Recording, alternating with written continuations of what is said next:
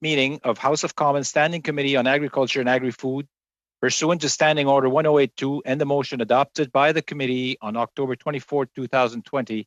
The committee is resuming its study on processing capacity. La réunion d'aujourd'hui se déroule sous... Today's meeting will be in hybrid fashion, pursuant to the House rules of September 2020. Proceedings will be published on the House of Commons website. For information, the webcast will always show the person who's speaking rather than the entire committee. To assure smooth proceedings, I would like to tell you about a few rules. Members and witnesses may speak in the official language of their choice. At the bottom of your screen, you can select either the floor, English, or French. Before speaking, please wait for me to give you the floor. I'd like to remind you that all comments of members and witnesses must be addressed to the chair. Please be sure that your microphone is off when you're not speaking. Again, and I'd like to welcome our witness for this afternoon's the first hour. And with us today, we have Agriculture Producer Association of Saskatchewan, Mr. Todd Lewis, President. Welcome, Mr. Lewis. And the Cowichan Green Community, Judy Stafford. So we shall start with the opening statement, and each organization has 7.5 minutes to do their presentation. So we'll start with the APAS. Mr. Lewis, go ahead, Mr. Lewis. Okay, am I unmuted? You're good. Good, okay.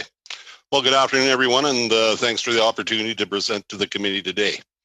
My name is Todd Lewis. I operate a grain and oilseed farm at Gray, Saskatchewan, with my brother and nephew. I am the president of the Agricultural Producers Association of Saskatchewan, or APAS. APAS is Saskatchewan's general farm organization, representing over 16,000 farms and ranches, as well as 32 associate member organizations. We are a proud member of the Canadian Federation of Agriculture on the national level. Saskatchewan producers are very big players in Canada's agriculture sector. We manage 40% of Canada's cultivated farmland and 35% of our nation's grasslands. Agriculture and food contribute $142 billion to the Canadian GDP, and Saskatchewan represents 10% of that total production. Agriculture and food make up 12% of Canada's total exports, and Saskatchewan agricultural producers make up 1/4 of that total, worth $15 billion. We are world-leading producers of several commodities. We have grown from being historically known for our wheat production, the breadbasket of the world, to now being the world's leading producer of many other commodities. Canola was developed at the University of Saskatchewan in Saskatoon, and we are the world leader in canola production. Saskatchewan is the leading producer and exporter of lentils, flax, durum wheat, field peas, mustard, canary seed, and malt barley. We sell high-quality cattle and hogs and meat products to international markets. There's a common theme here, and that is our reliance on export markets for the large majority of our production. We have always relied on the international marketplace. Our distance from larger population centers in North America has been a disadvantage for processing of consumer food products. So our supply chain has been focused on the shipment of bulk commodities for export by rail to distant ports. Historically, provincial and federal governments have placed a high priority on increasing the value added to agricultural products through processing. Recently, we have had both levels of government have set ambitious targets for value added and export growth and ambitious targets for increases in production. There's a continued growth in demand for agricultural products worldwide and a strong desire to take advantage of this demand. Producers share these goals. We would like to see the increased opportunities and added market stability that selling to local processors would provide. And we would like to see the increase in employment and economic activity for our communities. Building on our worldwide reputation for high quality and sustainable products, we can grow the processing sector. We can add value to our existing commodities, and we can take advantage of new opportunities. We can respond to the need for animal protein in emerging economies. We can build on our capacity in biofuels and biomaterials. We can develop opportunities for nutraceuticals, vegetable proteins, and fiber products. We have seen an increase in further processing in recent years. We are selling more canola oil from crush plants on the prairies, and further processing of pulse crops for vegetable protein markets are being constructed. If we are to build for the ambitious production and export growth targets Canada is going to have to focus on the sectors and regions that currently export unprocessed products and overcome the historical hurdles. I will lay out a few examples. Trade access is key. One barrier to export of processed products is because of trade and non-tariff barriers. Our industry is subject to wild swings in demand and prices due to trade wars and arbitrary decisions by foreign governments. A fair market return is essential. Profit margins for farms and ranches are decreasing, and our input costs are increasing above the rate of inflation. Access to information on new opportunities is critical. Transportation is also a key factor. We ship long distances to both domestic and international markets, and processed products require different transportation systems than bulk shipments of raw commodities. Competitiveness is essential. It's hard to compete with jurisdictions that have lower costs, and we make it worse when we impose costs like the carbon tax that can't be passed along to prospective customers. Access to modern, high-speed internet is essential to both processors and producers that are contributing to their supply chain. Access to adequate water and power supplies is essential. Access to labor resources is also essential. Continued public research on crop and livestock development is essential. Canola was developed through a public program, and that investment created hundreds of billions of dollars of economic activity. We need far-reaching investments like the one announced for irrigation recently. Irrigated production has huge potential in Saskatchewan, and the expansion will open the doors to new processing opportunities. And as producers, if we are being asked to increase our investment in diversified production, we need a commitment to improve business risk management programs. This is especially important to young producers and new entrants. There's a major generational transfer of agriculture operations underway, and the new generation needs improved risk management to allow for the investment to expand the industry and meet growth targets. Thanks for the opportunity to serve as a witness today, and I look forward to the discussion and to your questions coming forward. Thank you, Mr. Lewis. And now we'll go to Cowichan Green Community, Ms. Judy Stafford. Go ahead, Ms. Stafford. Thank you for inviting me to present today. First of all, I want to acknowledge I am located here on the unceded territory of the Cowichan people.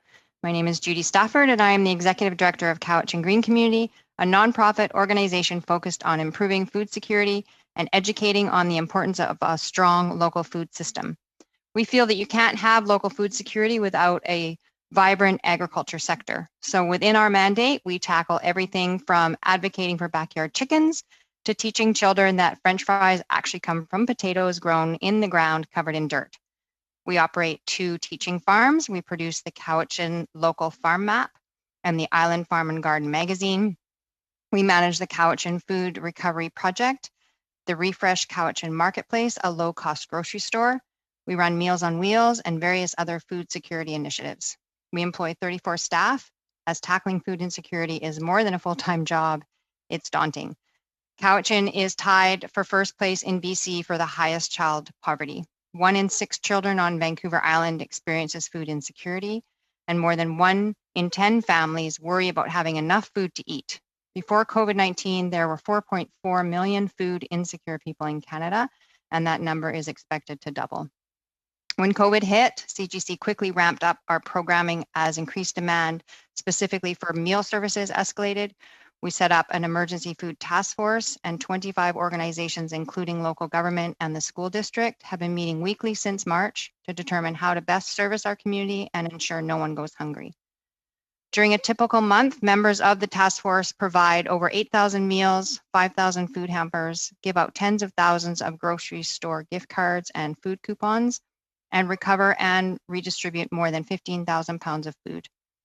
Collectively, the task force has raised over $1 million for Cowichan to support food and temporary housing. Here on Vancouver Island, a shocking 97% of our food is imported, making us highly vulnerable to instability in transport and trade. Distributions in the food system represent catastrophic impacts to our most vulnerable citizens. But amongst the challenging emergency responses this pandemic has created, there have also been opportunities for our local agriculture sector. In my neighborhood alone, I've seen at least half a dozen cute little farm stands pop up over the summer, selling everything from eggs to homemade soaps to veggies. And in Cowichan, there are almost 700 small-scale farms, and with almost 10% of this region's land base capable of agriculture production, there's room for many more. The Duncan Farmers Market is one of the largest in BC and open all year round. The Cowichan Valley Cooperative Marketplace, our local online farmers market, was founded with support from CGC in 2014.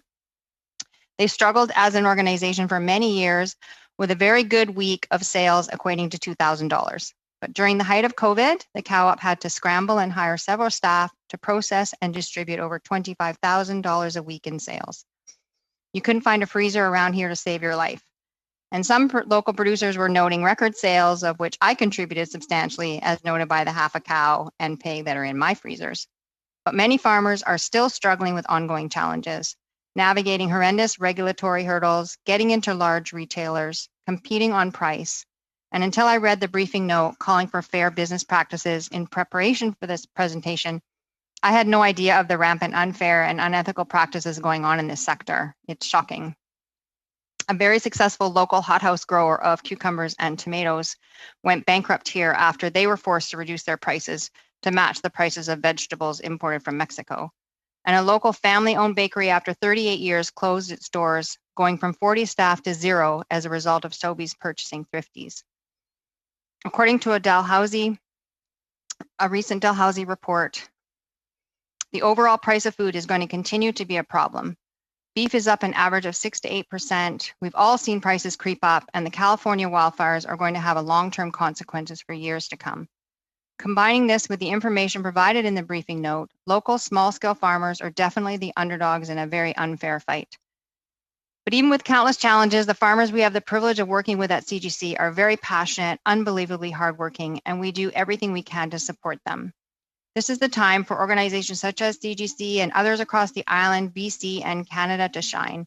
We've been waiting for some kind of shift in thinking for increasing support for local agriculture and get it the recognition it deserves.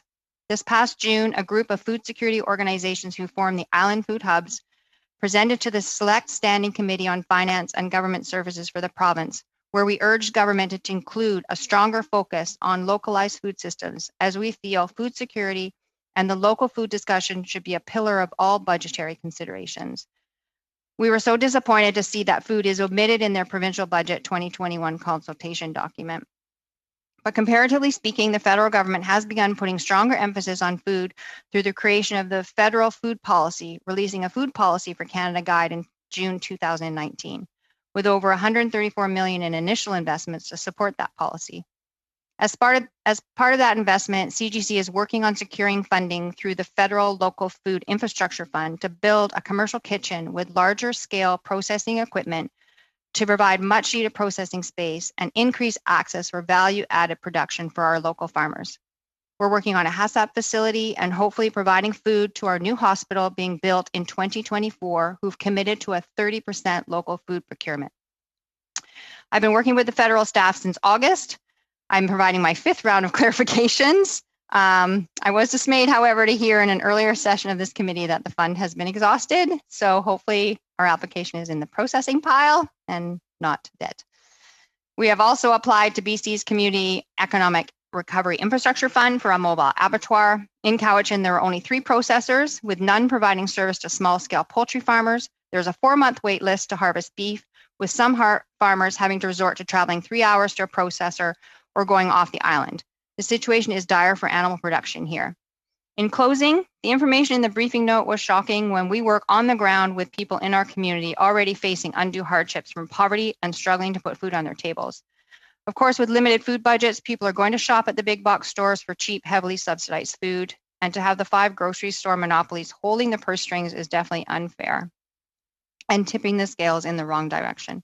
People, no matter what their income, should be able to enjoy fresh, local, healthy food. But more often than not, it comes down to a choice of dollars versus quality, and that's not okay.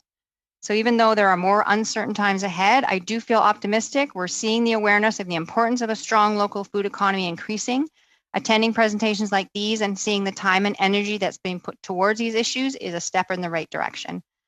And I will enjoy even more walking around the corner from my house to pick up eggs from my local farmer, knowing we're doing good work. So thank you to all of you for your efforts, and thank you for giving me this time. I also look forward to addressing any questions. Thank you very much, Ms. Stafford, right on time. And now we'll start with our question round, and we'll go to Mr. Steinley for 6 minutes. Go ahead, Mr. Steinley. Thank you very much, Mr. Chair, and to our presenters, thank you for being with us today. Morning. Something just happened. I'm not sure what.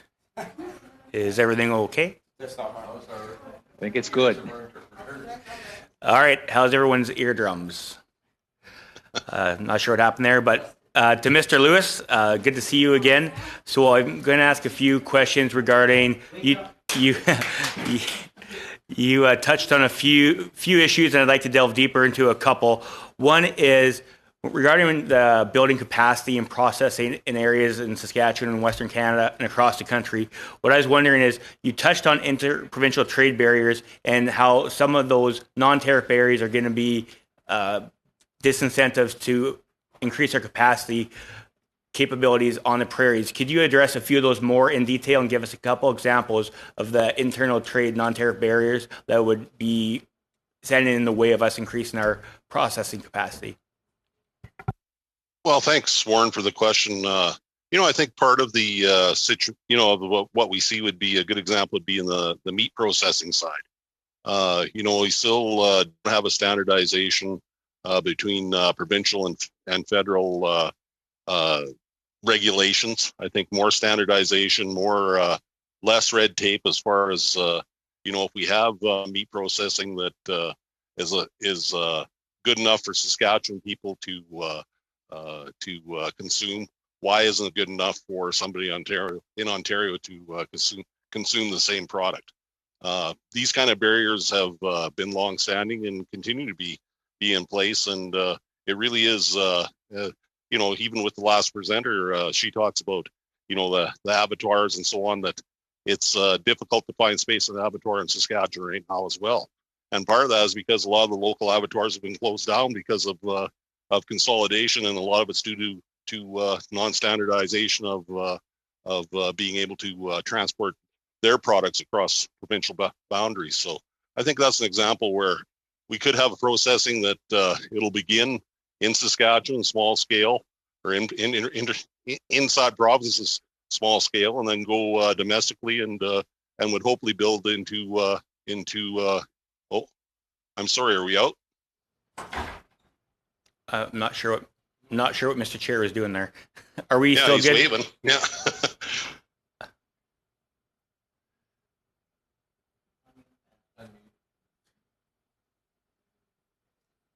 Sorry, I was on mute. Yeah, everything's good. You still got 3 minutes and a half. Oh, I'm sorry. I thought you were waving about there was something the matter. I was waving. No, it wasn't. No. Okay. Sorry about that. That's fine. So so I think interprovincial trade barriers have hampered the establishment of new processing facilities in provinces, and then as that business would build in across Canada, and then expand into further markets internationally. So I think that'd be a good example of how non-tariff barriers have really affected processing in the prairies. Thank you very much. And you did touch on a little bit. Another big issue that our processing facilities are going to face, or our future processing facilities will face, is competitiveness. And you touched on the carbon tax, and you walked around, but I think you also were talking, and I know you have contact with a lot of producers, the clean fuel standard as well, that might be coming down the pipe from this current government. And I'm wondering how those will affect our ability to address our capacity in processing, and are those two of the bigger barriers you would see in attracting new plants, new processing plants, whether it be in oil seeds or beef, to our country and specifically to our Western Canadian provinces? Well, I think, the fuel standards are an example where we see, just an example of the ethanol market today. The United States is their major, their number one export market is Canada. This is any farmer in Canada, doesn't matter what product comes out of the United States, it's heavily subsidized. And so we're competing against that product, the ethanol. It's heavily subsidized. It's coming in the Canadian market for Canadian fuel blends. Why aren't we using Canadian feedstock for that? That's a perfect example that we should have processing in country that is providing that feedstock for Canadian fuel producers. That's just another example of we consistently compete against international marketplace, and we end up with a situation like this where heavily subsidized products coming into Canada, and it really is a detriment of providing a good processing industry here in Canada, and especially in Western Canada, where most of this feedstock is available and readily usable for ethanol production.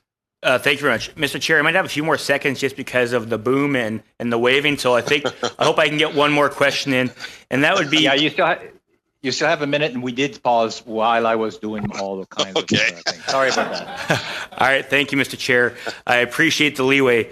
One thing I do want to touch on is that this government has said there might be existing and maybe even further opportunities when you look at processing if we go down the clean fuel standard.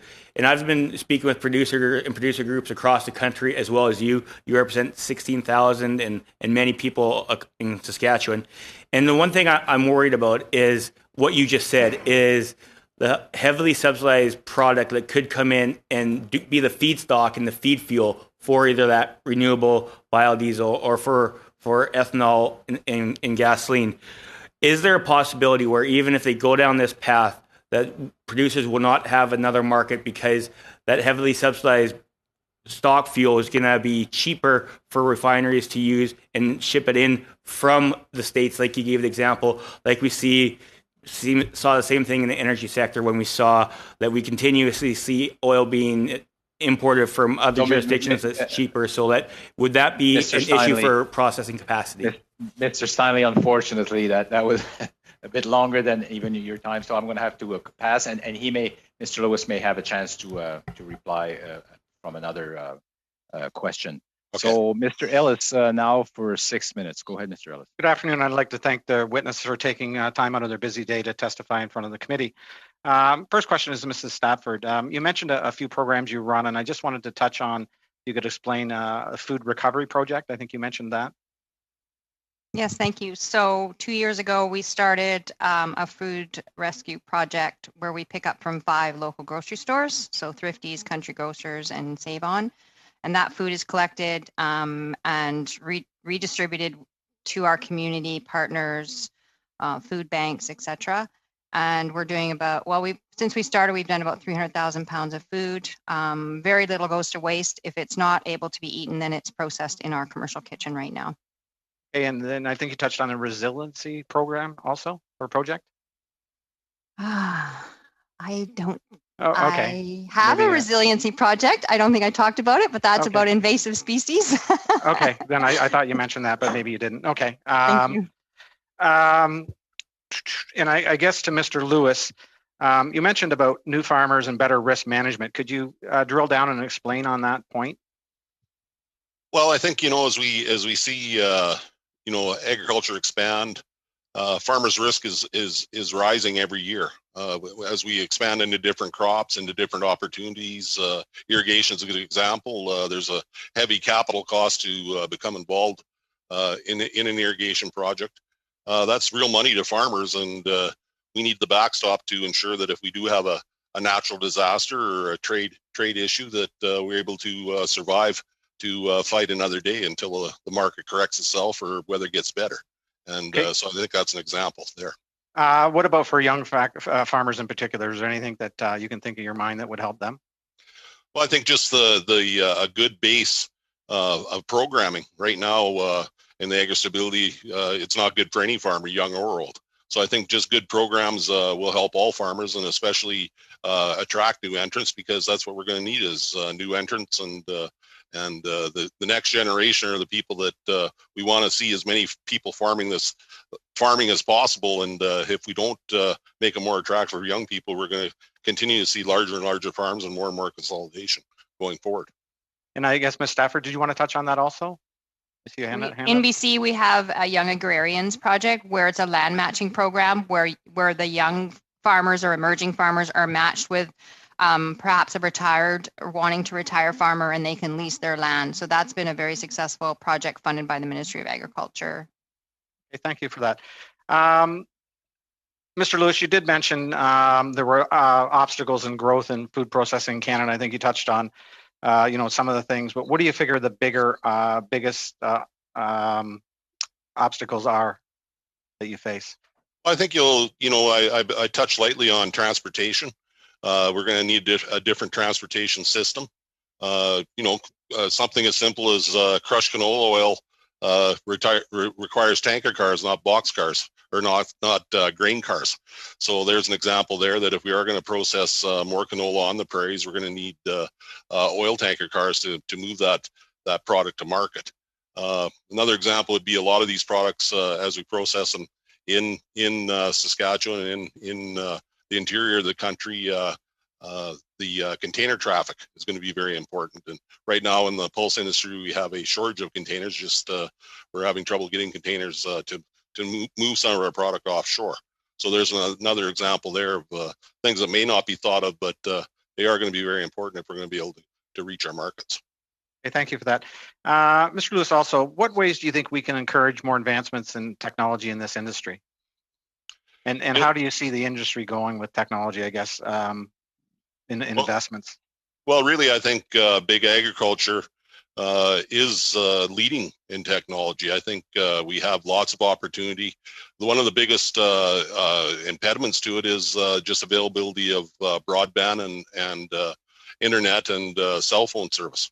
I think that's if we can have connectivity issues fixed, I think the sky's the limit. Really, Canada has been the leader, Western Canada especially, on big ag and big data, and will continue to be as long as we have the availability of broadband and increased broadband availability, and as well as cell phone service.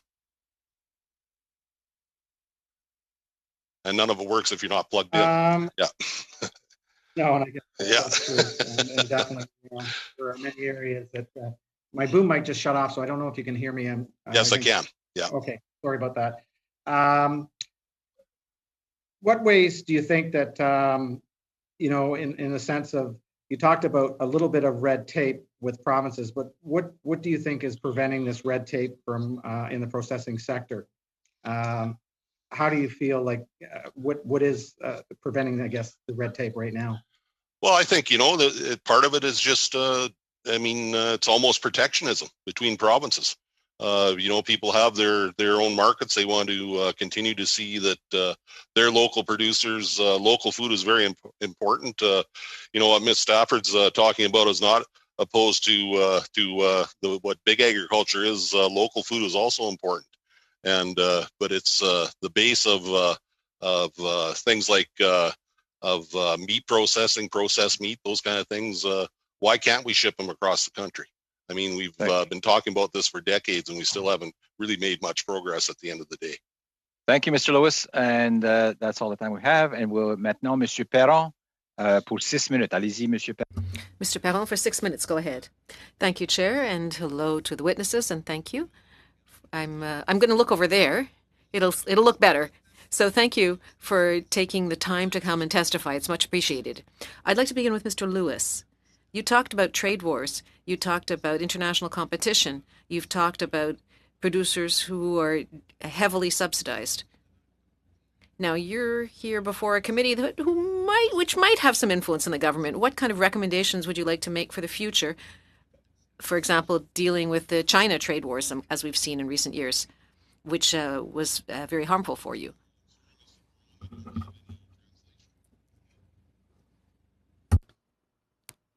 Can we get the translation? We'll start again. Test 1 2. Test 1 2. The microphone is on. Can you hear the interpreter? English channel. Test 1 2. Test 1 2. Is the interpretation service working? Can you hear me? Apparently yes. So we'll start again. Sorry about that. So I'm going to repeat, and I'll repeat the thanks that I gave to the witnesses. And thank you for being here with us. Just a minute. Mr. Lewis, can you hear the translation? No. If he's on English, I think that it starts on interpretation on floor, so perhaps ask the witness. Okay, on Mr. the Lewis, on your screen. computer, go to interpretation and put it on English.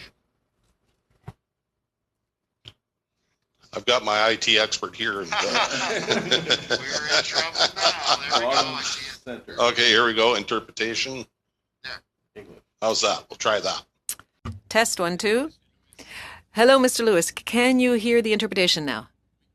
Yes, can you hear the interpretation? Okay, so we'll start again. I'm going to get good at this. So thank you for being here. I had a question. You talked in your statement, you talked about trade wars, and you talked about the tremendous support that foreign producers are obtaining from their governments. I would imagine that in your trade war statement, you were talking about the relations with China, which were so difficult for farmers in recent years. Now, you're here before a committee which does have some power to influence government decision-making. So if you could make a recommendation for the future, an assistance program or something, how would you phrase it? Well, I think what producers are looking for from their governments are especially in the China situation. It's been very difficult for the national government, especially with the two Michael situation. I mean, those are people's lives and hanging in the balance there. So I think farmers have been very patient with what's happened. We recognize China as an important customer of other ag products. So it's a difficult and balancing act to try and work our way through this. And really, I don't know that there's any right or wrong answer. I think at the end of the day, if we end up having these kind of trade wars, that if they continue, that the government of Canada could send a strong signal to foreign governments that they will support their farmers. Certainly in the United States, we've seen huge subsidies paid out, on I guess the idea that farmers need support because of trade situations with other countries, and it really does affect Canadian producers. We end up just on machinery costs alone. Our machinery costs are still the same as they were, and it really is a false market because of the U.S. farm subsidies supporting machinery prices in the United States. So I think those are just examples of some trade wars that we get caught up on, and it doesn't only affect Canadian producers, especially when we include the U.S. producers and how we have such an integrated market in many ways with our North America that it makes it difficult for Canadian producers to compete. Merci. Merci, Monsieur Lewis. Sur les transformations.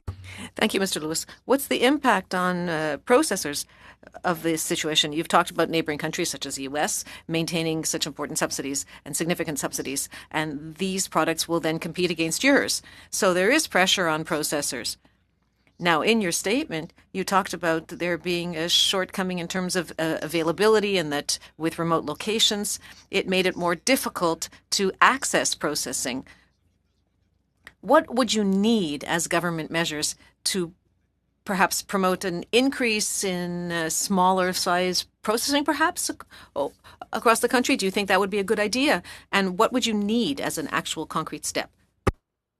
Well, I think, we see the infrastructure bank tools like that could be used to provide loans to smaller processors beginning. I think it can't just be about the big companies being able to move in and be able to set up shop. It's also local processors. That's how they become bigger, is that they can get a start somewhere, and it may not take a lot of money to get them started, and it can make a real difference in local economies, and a lot of those small guys will grow into bigger manufacturers. I think we've seen that, on non-food manufacturing here in the province. Okay, merci. Je m'excuse de vous interrompre, Monsieur Lewis. I apologize for interrupting you, Mr. Lewis, but we do have limited time. So I'd like to go back to the last thing you said. And now if I turn to Mrs. Statford, who talked about a local processing plant. It was a large-scale processing plant. Could you explain the project and what you would need? You mentioned that you had applied for support and that you were told that there was no money left. Now I have people in my riding who have had the same problem. So what do you need? Well, we applied for that funding back in June, and so August, we were connected with a staff member, and we have been working with them. I just got an email a couple of days ago with additional clarifications. It does seem to be a bit of a challenging application, which is fair enough. And we've applied for $220,000. Right now in Cowichan, we have a commercial kitchen that we have been renting out to processors and small-scale farmers since 2015. And we've had 43 farmers and processors use our kitchen, but it's small, and their competing interest now is our own programming, because so many of our programs have escalated, and we do Meals on Wheels and emergency food services. So there isn't another like a commercial kitchen that can be utilized by a number of farmers and processors. Like, we're not in the scale that Mr. Lewis is in by any stretch. I feel like the little mouse over here, but certainly we have dozens of farmers that could ramp up and that are ready to ramp up and want to ramp up, especially in shoulder seasons here, but there isn't a commercial kitchen space available. So that's what we're trying to set up right now. We're trying to set up these food innovation hubs across BC. And so we have applied for this funding, and we are a nonprofit. So, we feel that we can set up something and manage it and then have it available to use 24 hours a day. Some farmers only want to come in once a week. So we're not talking about somebody, huge scale operations. So does that make sense? OK, vous avez parlé de... You talked about your application, which seems to be complicated. I have to interrupt you. Mr. Perron, unfortunately, your time is up. So short of time. Yeah, we have to reset the time to 0. Thank you. Lewis, and we will now move to Mr. McGregor for 6 minutes. Go ahead, Mr. McGregor. Okay, thank you so much, Chair, and thank you, Mr. Lewis, for your words, and thank you, Ms. Stafford, for appearing on behalf of the Cowichan Green community. I know your organization quite well, and I really want to thank you for just really illustrating what a region like Cowichan, some of the challenges that we're going through, but also Vancouver Island more generally, because being an island, we do have those issues with transportation and so on. One of the, I think one of the big themes that we've seen run through this committee in our hearings over the summer and continuing on up until the present day has been the theme of resiliency and how we build resiliency in our local food systems. And I really thank you for mentioning that. I think it's a really important term. I think COVID-19 has really put a big shock into our system, and we have to learn the lessons from this time to build for the future. But I want to go down into some of the specifics that you outlined from your presentation. And, when you are speaking to farmers in the region, and up and down Vancouver Island, can you talk a little bit about like some of the specific things they really need? Because you're talking about, you've seen an explosion of farm gates and so on, but what are we missing specifically in terms of processing capacity here on the island that may allow a small operation to really realize its full potential? Well, definitely abattoirs, as I brought up, is a major hurdling, a hurdle for anyone trying to do livestock here. We used to have a very vibrant dairy industry.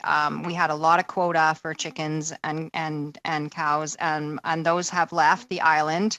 for a variety of reasons. A major part of it was a change in regulations that were just too prohibitive for the small scale farmer to run his own little processing and his own abattoir. When you need a bathroom, separate from the farmhouse, and I even heard you need a bathroom for the girls and boys. That might have changed. But so when the processing regulations shifted a few years ago, we lost a lot of abattoirs right off the island completely. So definitely processing is the number one hurdle, especially with poultry and beef, which is, mostly what's grown here. So, and again, the kitchen capacity of, a small scale farmer, maybe, they just want to grow potatoes and, not a huge amount of vegetables. There isn't storage here. There isn't cold storage facilities here in Cowichan at all. So that's another thing that would be part of our hub. So, and also, to be honest, there isn't a lot of manpower. Labor is expensive. So one of the services that we want to set up in our new kitchen is a processing service. So you can drop off your vegetables. You've already worked all day. You've harvested all day. Maybe you've been at 2 or 3 farmers markets. You can drop off your excess. We'll process it for you. And give it back to you as a fee for service. So one of the things I'm hearing from farmers is I don't have time to process. So we're hoping to provide that service as well. And then just, competing in price, like I said in my presentation, it's very, very hard to grow an organic carrot and sell it at a price that's valuable to you and your family, when carrots in Walmart are dirt cheap. Absolutely. And when you've been talking about the commercial kitchen that you want to expand, and I'm sure that there's room for others. I mean, what kind of a model are we looking at? Are we looking at sort of a standalone commercial kitchen business or cooperative? Do you foresee one that it basically opens its doors to farmers dropping off their produce, or do you see one where a collective of farmers all pay towards it for sort of a timeshare? That they can use, or are all of those models plausible in the new center? Well, all of those models are plausible. I would suggest that if it's going to cost small scale farmers money to join something, they're not going to really be able to have the funds to invest in that. That's why, I've probably written 5 grants to set up this commercial kitchen. There is money in the province as well. That's a bit daunting. And when I said that the process was complicated, it is complicated. I understand there's a lot of boxes to tick, but and I did hear on the committee that fund is exhausted. So I'm not sure if I should continue on the process, but I think basically we see we're trying to set up a separate kitchen for HACCP only because there are a lot of requirements, and we do have a small scale producer here who wants to try and sell to Alberta, and the only way that she can do that is to have a HACCP certified facility. So we're looking at setting up 2 kitchens now, one specifically to meet those regulations. And we see it, honestly, at this moment, the model is that we will run the kitchen and it'll just be available to rent in a 24-hour schedule online. You'll book what, I want 4 hours on Sunday afternoon. Yeah, and quickly, just in the under a minute that I have left, our committee, we want to table a report with some specific recommendations, and capital costs are the big barrier. So when you look at programs that have already been in existence, like the Local Food Infrastructure Fund, what kind of specific recommendations would you really love to see written in this committee report when we table it in the House of Commons? You should know not to ask me that question. No, this is your moment. Give a big tick to the $220,000 application that's sitting on Janet's desk right now.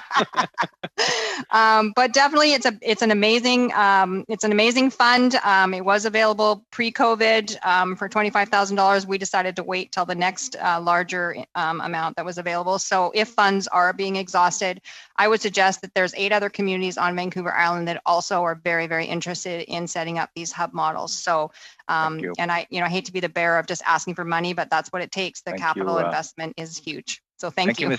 Thank you, Ms. Stafford. Thank you, Mr. McGregor. Et maintenant, Monsieur. Oops. 5 minutes. Allez-y, Monsieur Lew. Go ahead, Mr. Lew. You have 5 minutes. Thank you, Chair.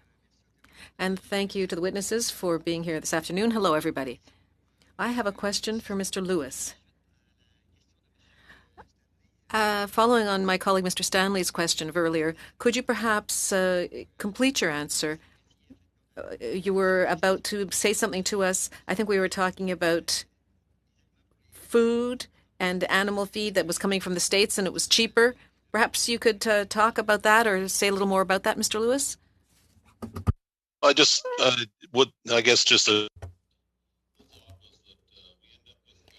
On s'était dit qu'on se retrouverait avec des produits qui viendraient de l'étranger subventionnés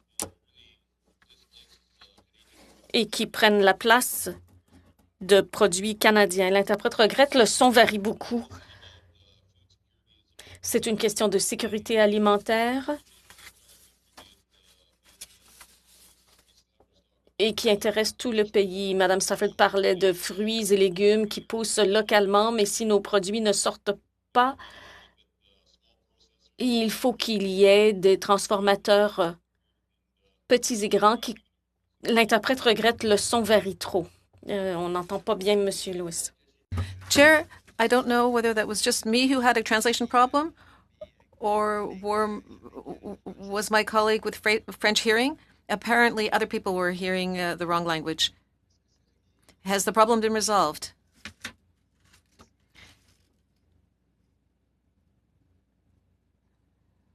Unfortunately, the chair is muted. Mr. Finnegan, you're mute. You're on mute. Can you hear me in French, Monsieur Lehoux? Is the translation working? Oui. Okay, we've adjusted the time. On a ajusté le temps, Monsieur Lehoux, et vous pouvez continuer. Monsieur Lehoux, you can continue. We've adjusted the time. Mr. Lewis, could you give us a brief answer, please? I did hear your answer.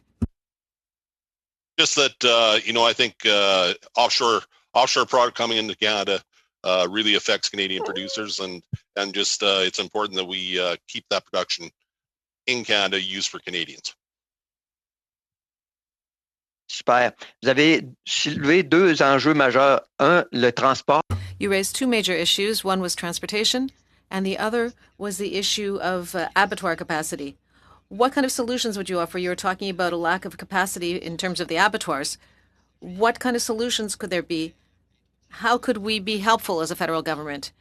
Would this be through regulations? Would it be better to ease up certain regulations to allow more abattoirs to come to being a little bit all over the country?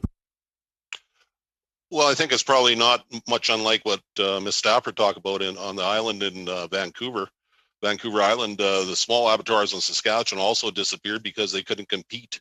The large CFIA approved slaughter facilities in Alberta get most of the cattle, and because of that, that's the market for cattle. But they couldn't export interprovincially unless it went to a CFIA approved facility, and we don't have one in Saskatchewan. So that really hurt our abattoirs, and a lot of them closed up. And then COVID happened, that we had shutdowns of those major plants, and nowhere for abattoirs, no local abattoirs to take that product. So I think that's an example that if we had better regulations, less regulation, easier to go across provincial boundaries, we would have a more strong system and a system of smaller abattoirs as well as the big slaughterhouses. There should be room for both. Yeah. Très bien. Merci. Je pense que c'est vraiment important ce que vous mentionnez d'avoir cette facilité aux plus petits comme aux plus. Thank you. I think it's very important so that there should be room for the smaller and the bigger players in the market. They should both be able to coexist. Now, a question about transportation. You were saying that we would need more containers. Now, what about the trade routes? Whether we're talking about rail, for example, can they support this increase in transportation, according to you? I think we need to see increased rail capacity. It's ongoing as we have higher and higher production models and opportunities. I think we need to see more and more rail capacity, and it's important. Port capacity is another issue. Certainly, the Port of Vancouver is getting full, and the more product goes through there, the more the congestion is going to occur. So I think that transportation is a very important part, and we need to see continued support to increase capacity on our rail lines. Et ce que je comprends, oui, le transport ferroviaire, mais lorsqu'on... So yes, rail transport, I understand. But when we get to the ports, whether it's at Vancouver or in Ontario, for example, you're saying that there still is a capacity issue with our ports so as to be able to export our product? Yes, we've had since COVID, we've had increased increased capacity for grain movement. We had record movement over the last number of months, but at the same time, as the economy starts to recover, we're going to see loss of some of that capacity. Is going to go to other products, and the grain sector, we're in an opportunity now where we should be able to export, all the product we have. The world wants it; it's high quality, and we're sure hoping that the rail capacity is going to be able to handle what we should be able to export. And the same thing is going to happen if we increase our processing within this country, that we have to have transportation to get to market. Thank you, Mr. Lewis. Merci, Monsieur Leroux. Maintenant, Mr. And now, over to Mr. Lewis for 5 minutes. Thank you, Mr. Chair, and I want to thank the witnesses for your time and your testimony. It's very informative. Sorry, I lost my picture for a second.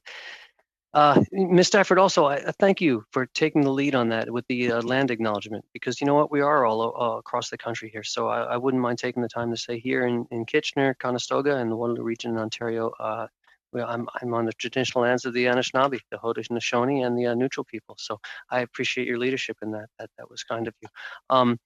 And one of the things I noticed as I look at my notes here was your strong relationship with the local food producers and the local farmers. It's really rewarding to hear, and it's that kind of small community, that same feel as in my community here.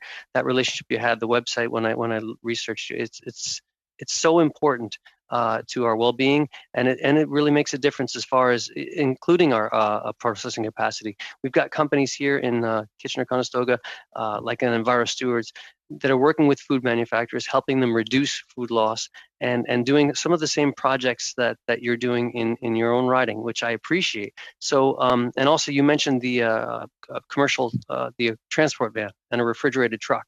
And again, we've got Wilmot Family Resource Center here, Wilmot Woolwich Community Health Center, Community Supports Connection, which is our Meals on Wheels. Can you explain, maybe it's always nice to share best practices, how we can, make the most of our food. We were looking at food waste as part of the processing issue. So can you explain how that the truck would work, the refrigerated truck, the transport van that you're having, and what kind of, how you're able to share the food that exists? Sure. So our van is on the road all day. So first of all, it drives around in the mornings and goes to the local, the grocery stores, as I mentioned. Other food producers will call us, or farmers will call us if they have a glut in, especially during the summertime. We would drive by several farms as well and pick up whatever they weren't able to sell and get, and we give tax receipts for that. So then it comes back to right now, because of COVID, it's back in our central location. We were using a warehouse. And so it's a bit chaotic, to be honest, because it's a shared space. So it's all sorted. We do get some that is compost. So we work with farmers who we also distribute anything that's not edible. And then everything else either is distributed. We have 25 local food organizations, Salvation Army, food banks, the shelters, the temporary housing sites that we're working with right now all get boxes every day. And then again, anything that is not quite up to par is turned into Meals on Wheels. We also process frozen meals that we sell in our low-cost grocery store. One of our suppliers does allow us to sell the food, so we do sell the food as a social enterprise, and that pays for staffing to operate a food store. And through that, we distribute about $10,000 worth of food in a coupon, so people can still come in and shop. But they're on a list, and so they're not actually giving us money. That is a very, very critical program since COVID. We started it for 2 months, and now we're however many months in, but it is expensive. So some of the food is purchased by our folks in the community. We have 100 families on that program right now. So the food really gets around. Nothing has gone to waste, and then anything does get picked up by farmers if we can't use it. That was my next question too, about the food that doesn't get used. Does it get distributed? I mean, even for Halloween, we had local pumpkins out in the neighborhoods, and then someone collected them and delivered them to a local hog farmer. And yes, in the same and across the country, it's nice to know that our farmers are calling you and other organizations and saying, we have some food and with your truck now you can come and pick it up. And so I just was hoping to share best practices how to make the most of the food that's out there. So I appreciate And there's a lot of food. It's a lot of food. And I tried getting this program run in 2011. So I'm dismayed that it took us that long because of regulations, but now we're all set to go. The Good Samaritans Act and other acts have been put in place where people can donate the food without having a repercussion. Yes, I appreciate you saying that. In the time I have left, Mr. Lewis, I was wondering, you mentioned increasing broadband, and I know this pandemic has shown that broadband is absolutely essential. But as we're talking about processing, this might be a good time for you to give some specific examples of how investments in broadband could help. It can help the agriculture industry in the ways of scaling up in any way, and maybe that can help shape how we actually lay this out. Yeah, I think the processing, the new plants will have to be really in remote parts of this country. And when we talk about broadband, a province like Saskatchewan, a town of 2,000 people might be considered a hamlet in Ontario, for instance, where it's a major trading hub in our province. A town like Tisdale, Saskatchewan, that if you go 15 minutes outside of the town, there's virtually almost no internet coverage. Thank you. So I think it's really going to be a detriment to getting these plants built if they don't have that hooked up. Just as important as electricity or natural gas. Thank you, Mr. Lewis. And now we'll go to Mr. Perron. Pour 2 minutes et demie, Monsieur Perron, allez-y. Oui, merci, Monsieur le Président. Mr. Perron, you have 2.5 minutes. Yes, thank you, Chair. I'd like to go back to Ms. Stafford. Ms. Stafford, you were talking about a mobile abattoir project that you'd applied for. Could you explain to me, was this was a subsidy application? Were there problems? Was the process difficult with the CFIA? Tell me a little bit about your situation, please. The mobile abattoir fund is a provincial fund that I've applied to, and I just sent it in. So I don't know how the process is going to be, but it was $561,000 to set up a mobile abattoir here in Cowichan. OK. Qu'est-ce que le fédéral pourrait faire pour faciliter ce genre d'initiative-là? What can the federal government do to facilitate this initiative? Because, there is the issue of local processing, and it's an interesting idea. Now, could the federal government offer some financial participation in this? Sure, I'll take $561,000 from anybody. So if the feds want to give me it, I'll gladly put your sign on it. Ouais, c'est ça. There isn't a fund that I'm aware of right now with the federal that would cover that cost. That was too high a cost to go through the local infrastructure fund, because that max at $250,000. OK. Monsieur Lewis, quand vous parlez de modification. Mr. Lewis, when you talk about interprovincial trade and the changes that should be made in terms of abattoirs, what kind of quick and easy changes could we make? I think that a simple one would be just a standardization of regulations between the provinces and the federal government. If the province of Saskatchewan has an approved facility, that there should be a fast track to get interprovincial trade. Even begin just on adjacent provinces and then move it out from there. But I think we've been way too long with non-standardization of these regulations, and it's really has been a detriment to establishing new processing facilities. OK, c'est quand même assez clair. Well, so what seems to be quite clear is that you would like to have more smaller processing centers that would be closer to your production centers. That's what I've been understanding. Correct, and I mean, there's it plays into a lot of different checks a lot of different boxes, if you want to put it that way. Animal welfare and so on. The animals are traveling shorter distances to processing, so that's just an example of one of the advantages. Thank you, Mr. Lewis. Mr. McGregor for 2.5 minutes. Go ahead. Great, thanks, Chair. Maybe just a quick question to Ms. Stafford. In the last Parliament, our committee took a study across Canada, and we actually visited some food processing centers that helped small-scale producers innovate and create new products. Is there any kind of capacity like that close by in our region, and is that something that could be, a beneficial targeted investment? taking something and making a new product that no one had ever really thought of before, allowing that experimentation in a fully commercial grade kitchen with all the food safety procedures in place. Definitely, that innovation is definitely a big piece of this new kitchen proposal that we have put together. We do want to look at, where are there gaps and what are the demands, and maybe it's not innovative, but trying to get into institutional purchasing has been a nightmare.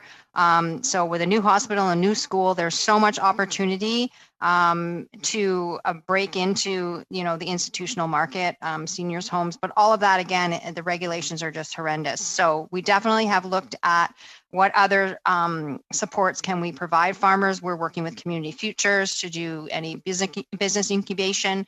The regional district is putting together a food processing innovation support service to also just work with farmers on exactly that, to come up with different products or gaps in demand and help them through the kitchen for sure. Thank you. And then Mr. Lewis, the place I was referencing was the Saskatchewan Food Industry Development Center. We took a tour of the facility, really fantastic. If you just, in this last minute have any comments to add about what that center offers producers in your association, and what more you want to add for our committee to take note of. Well, I think it's a good example of, use the university system across this country, support the universities and put more centers like that at the University of BC or Ontario, at Guelph, all those. It's an opportunity if the federal government wants to put money towards development and processing. That's a great vehicle to do it. The food processing facility up in Saskatoon is second to none, and it's created all kinds of products that are on grocery store shelves. Within minutes of where I'm speaking, I can go and see literally 100 Saskatchewan-made products that are on the grocery store shelf. Yeah, just very quickly, the chair was with me. We got to sample some of those products actually before they were allowed to go out onto market, so we got a sneak peek at them. Really good, yeah. So thank you, Mr. McGregor. Thank you to APAS, Todd Lewis. Thanks for being here with us, and Cowichan Green Community, Judy Stafford. Certainly two different scale of production, but both of them important for our producer and our food security. So thanks again, and we shall suspend and be back ASAP for our second round. So thank you all, and we shall see our members later. Thank you. Thank you.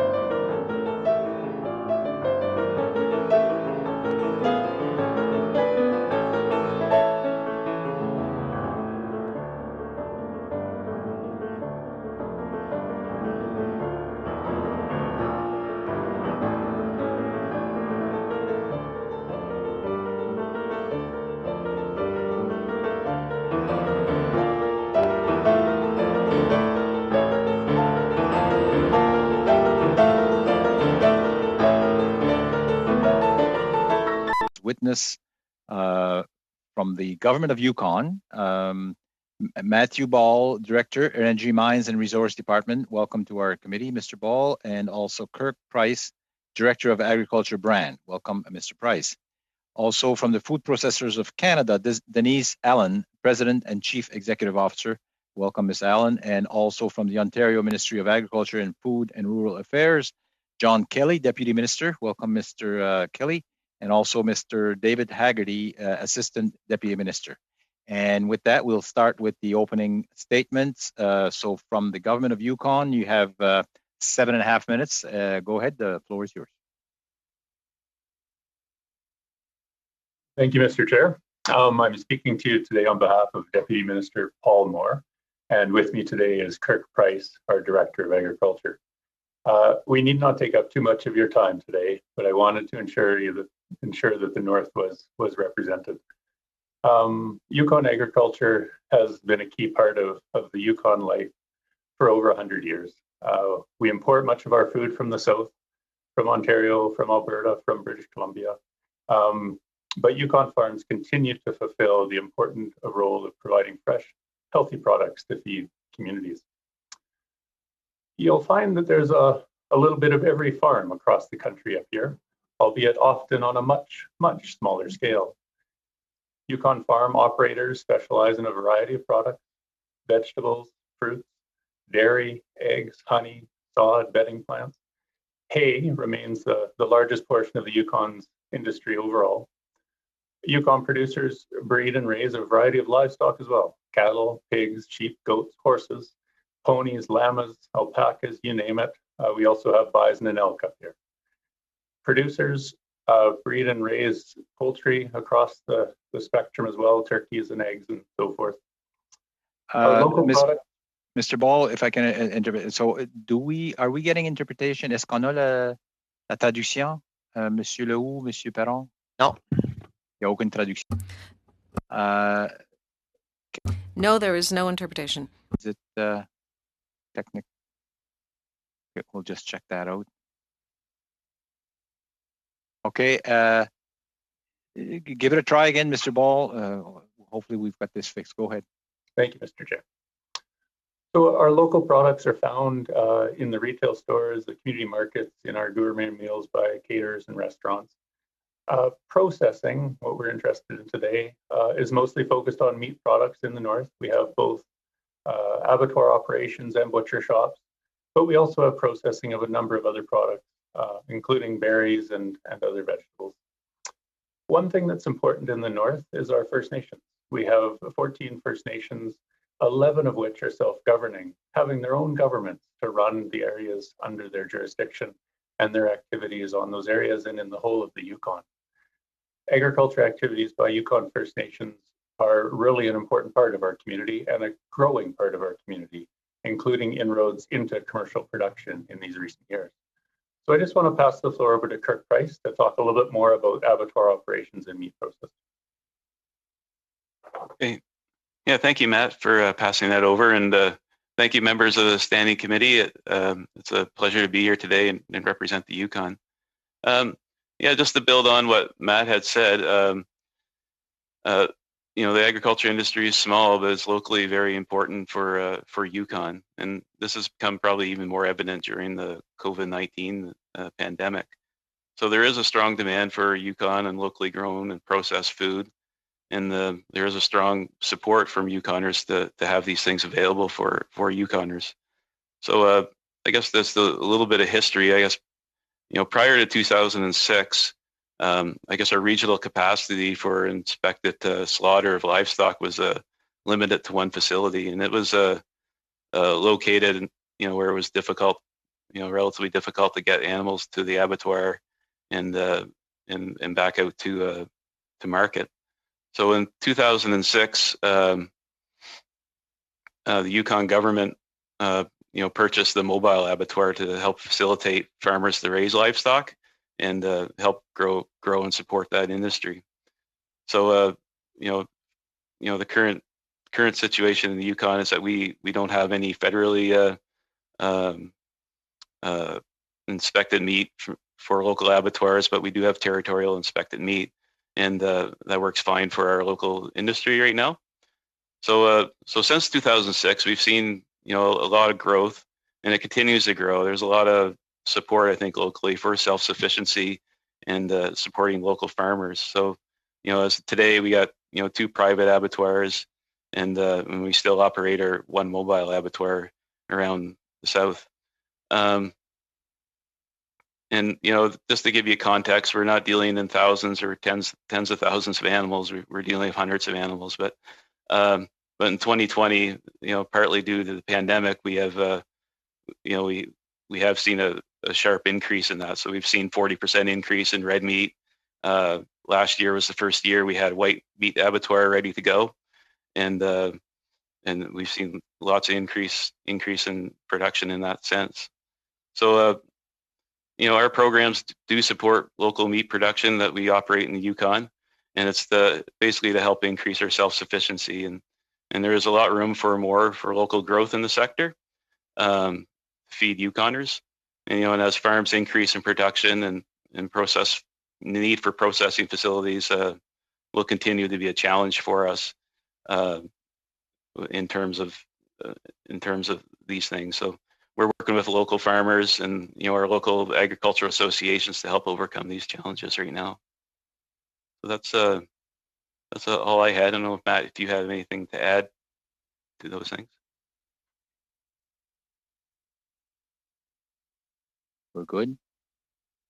Okay, well, thank you, Mr. Price, and we'll move on to Food Processors of Canada, Ms. Denise Allen, for 7.5 minutes. Go ahead, Ms. Allen.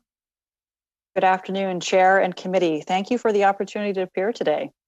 I'm Denise Allen. I'm President and CEO of Food Processors of Canada, and we are, for more than 35 years, the leading voice of Canada's food and beverage processing facilities.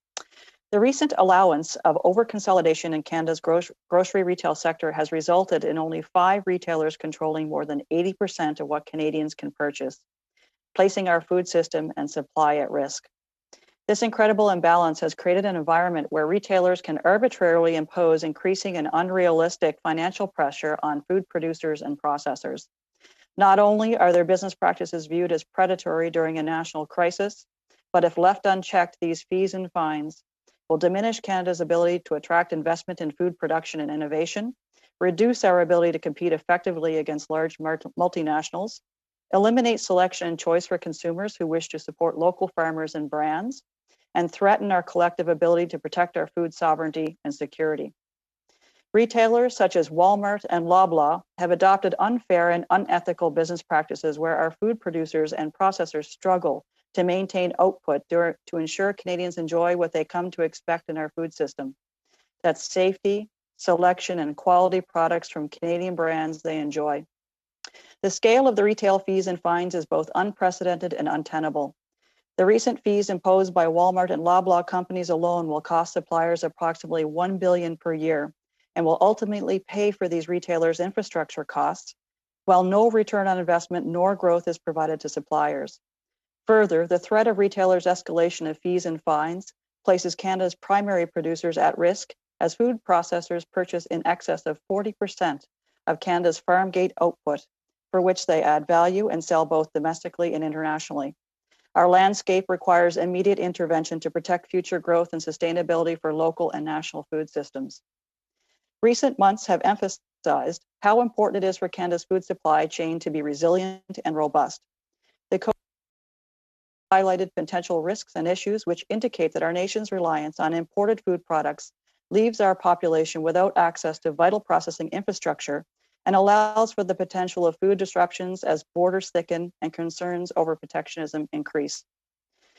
The current and ongoing crisis has forced us to examine all aspects of our food production and processing capacity. We have learned that Canadians want their food to be grown and processed at home, and that they feel that our government needs to increase its support for its agri-food sector. Canadians feel that having a small number of grocery chains competing results in grocery prices being higher than they need to be, and at this time, the same majority of Canadians feel that our current supply chain needs intervention. In short, Canadians understand and want a robust, competitive food sector to ensure food choice and supply. Now is the time to consider our lessons learned in recent months and act to strengthen our domestic food system. It has become vitally important that we look to those practices of large grocery retailers to understand the severest threats to our food supply chain and act to ensure more competitive, fair, and accountable retail practices are enforced. Retailers' use of arbitrary fees and fines and deductions from supplier payments is taking place while those same suppliers continue to produce food under a backdrop of reduced capacity to support social distancing on lines, increased operating expense to support PPE requirements and workplace safety, fund unplanned capital investment to support necessary infrastructure changes to plants and equipment, and create incentives for workers during a national labor shortage. Our current atmosphere of uncertainty will ultimately force small and medium-sized enterprises to reconsider their future if we do not rebalance a food system geared toward the runaway profit for only the large grocery retailers, and which comes at the cost of farmers and suppliers. The heavy-handed nature of these retailers must be addressed to ensure future investment in agriculture and agri-food business. Canadians want a balanced food supply. Retailers have aggressively and unilaterally dictated their terms with no mechanism to allow suppliers to voice their concerns.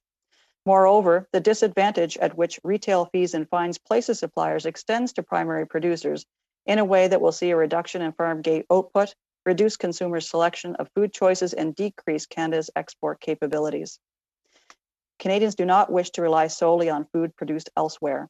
The current shape of Canada's food system must be changed to allow farmers and value-added food processors to continue to serve consumers in a way they both want and deserve.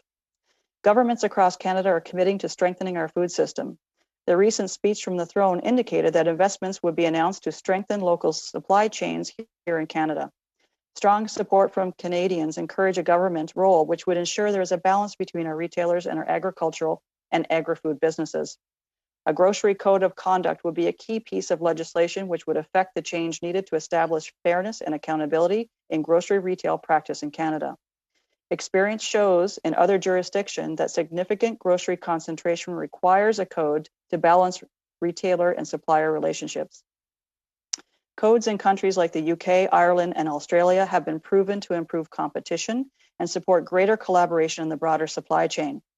The focus of the code would encourage good faith negotiations between grocery retailers and their suppliers, as well as reduce punitive penalties and create greater transparency and accountability. Even more interesting, after the legislative code was implemented in the UK, prices for consumers decreased and industry culture shifted to one of collaboration and consumer focus.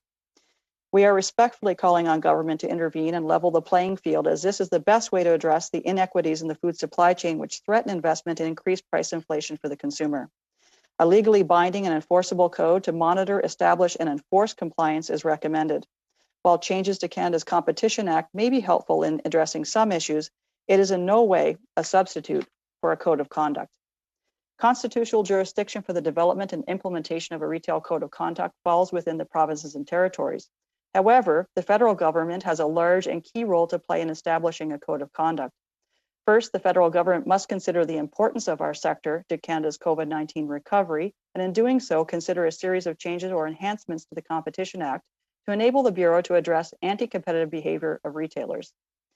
A cautionary note, however, increasing the reach of the Competition Bureau to investigate anti-competitive behaviors is necessary, but alone will not create the change required. Investigations are reactionary and prolonged. A proactive approach is preferred over a lengthy enforcement process which may or may not address root cause. Other actions which will greatly assist fairness and accountability include conducting a study into the issue and establishment of an industry working group, develop legislation in both provinces and territories, and structure federal oversight to the approach of establishing such legislation. We are eager to work and partner with the federal government to this end, and I thank you very much for your time today. Thank you, Ms. Allen. And now we'll go to Ontario Ministry of Agriculture and Food and Rural Affairs, 7.5 minutes. Go ahead. Bonjour à tous. Thank you very much for inviting me to speak in front of the Standing Committee on Agriculture and Agri-Food. I'm pleased to provide an overview of the Ontario food processing and beverage manufacturing sector.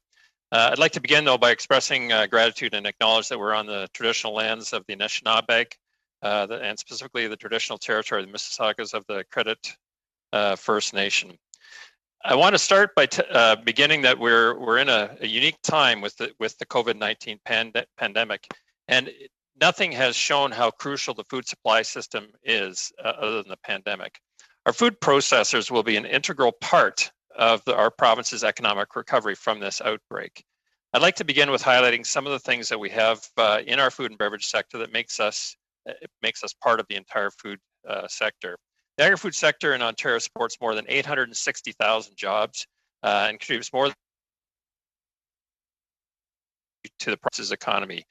In 2019, we had over 4,400 food and beverage processing establishments in the province, which is the largest in the country. Employs 106,000 people, and many of the largest employers are international players. More than a quarter of those establishments in Ontario are in rural communities as well. Among those establishments with employees in Ontario, the vast majority are considered either micro or small, with fewer than 100 employees. Ontario is an ideal location for food and beverage processors.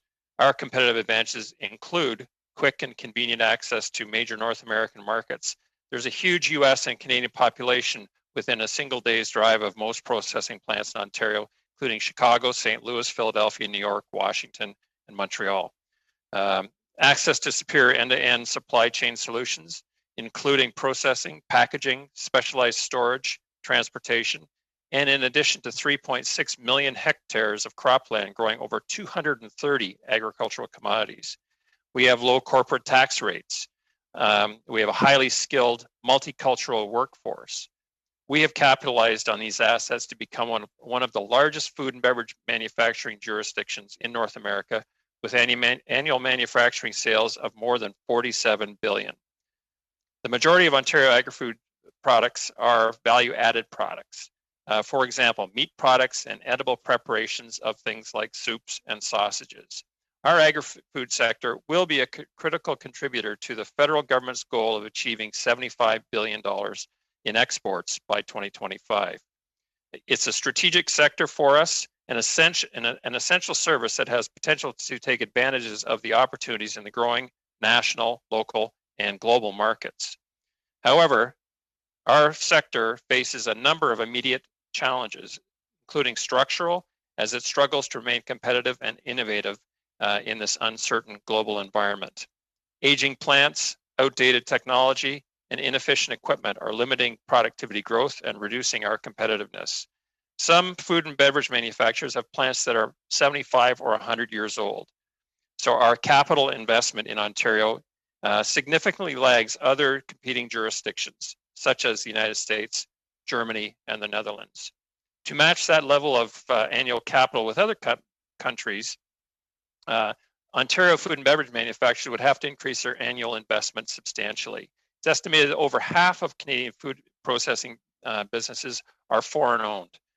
While foreign direct investment is great and has increased, Ontario competes with other jurisdictions with head offices in other jurisdictions that make the investment decisions.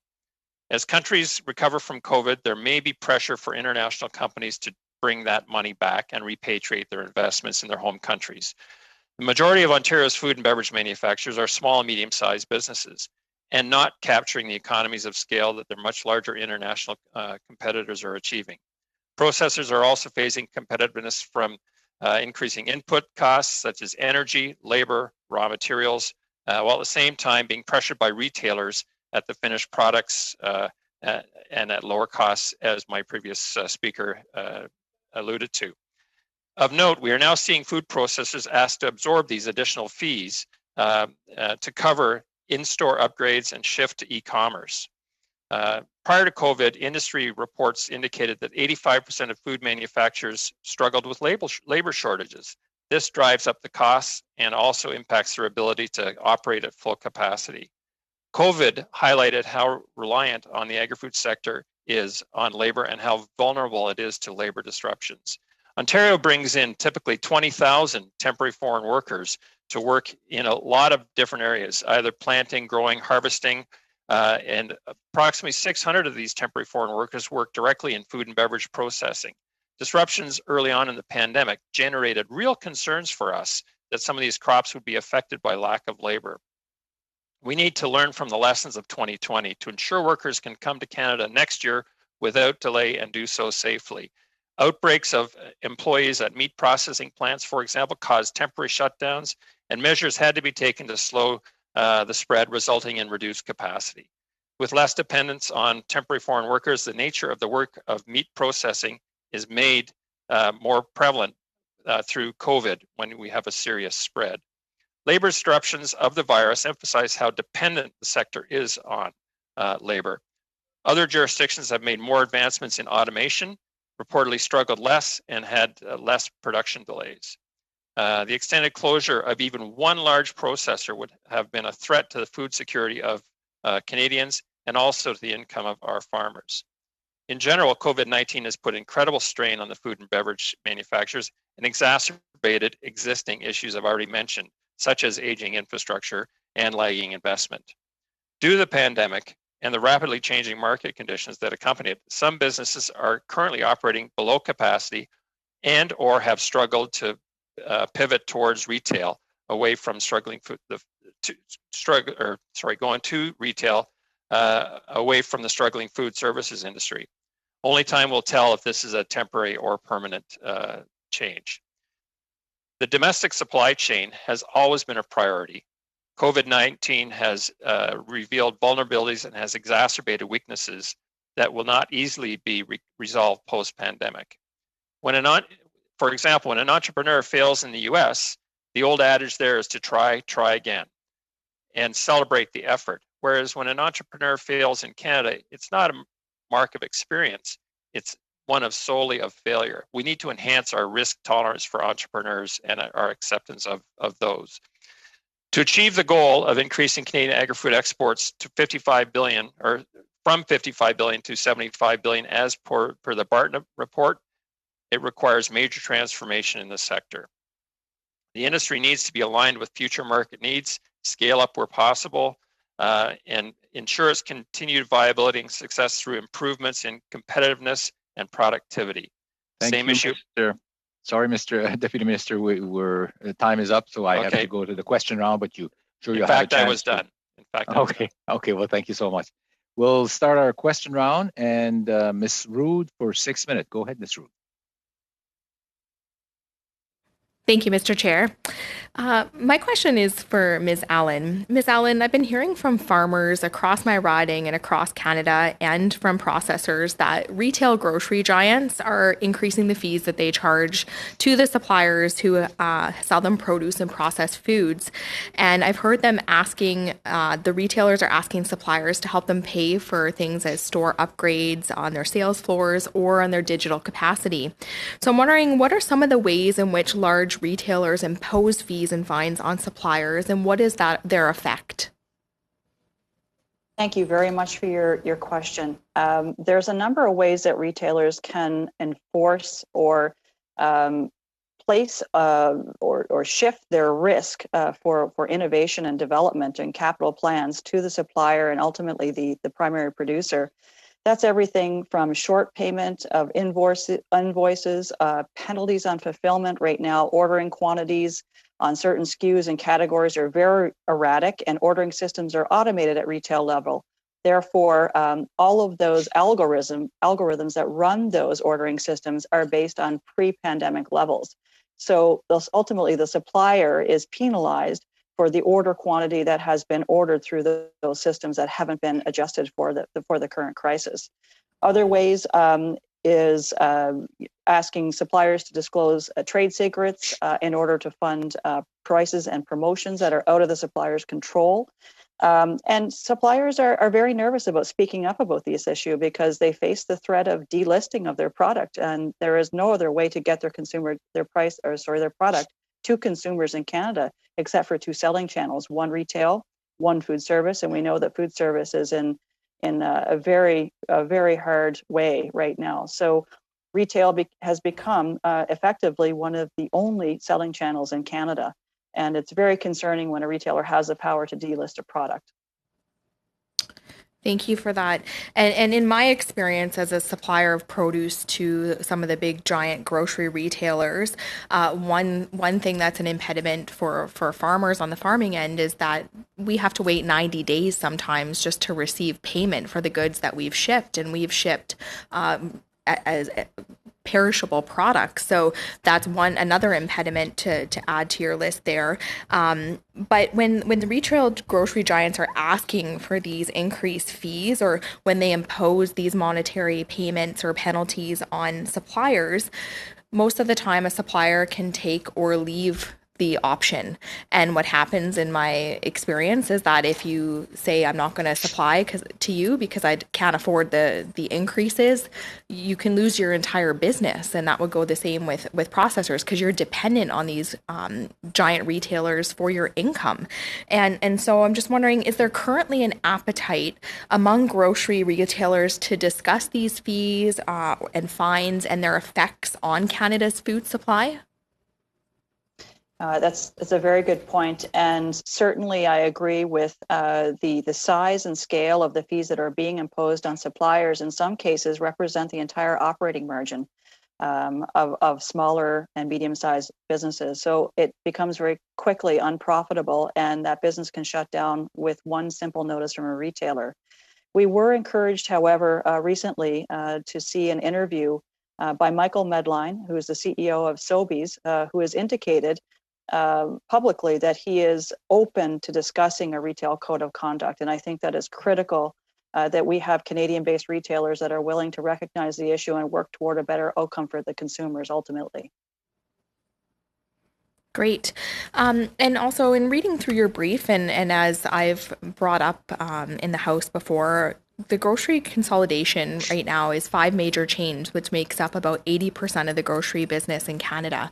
So from your perspective on a federal government side, I know you've talked about the Grocery Code of Conduct, and that does fall under the purview of the provinces, and we hope that maybe we can see the provinces work together with industry, because I know a lot of folks in industry have called for a grocery code of conduct. But from a federal perspective, what would you like to see from the federal government? Because in regards to perhaps from the Competition Bureau, or what do you see as challenges that can be mitigated from the federal government on this issue?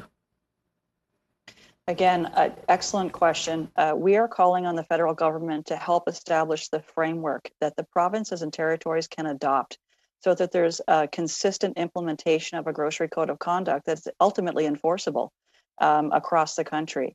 We think that federal role is a key role in determining basically the ability to control price inflation for the consumer, and to protect our industry and our primary producers who ultimately produce the food that ends up on grocery store shelves. Without that protection, without that grocery code of conduct, we are left then to face and fight independently with large grocery retailers that have an enormous imbalance of power over our industry. If our industry, which represents about 7,000 processing plants and 290,000 direct manufacturing jobs in Canada, is not protected and allowed to grow at the same pace, that ultimately will affect farm gate output and the ability for farmers to get their product to market as well. So yeah, we're basically done, Ms. Rood.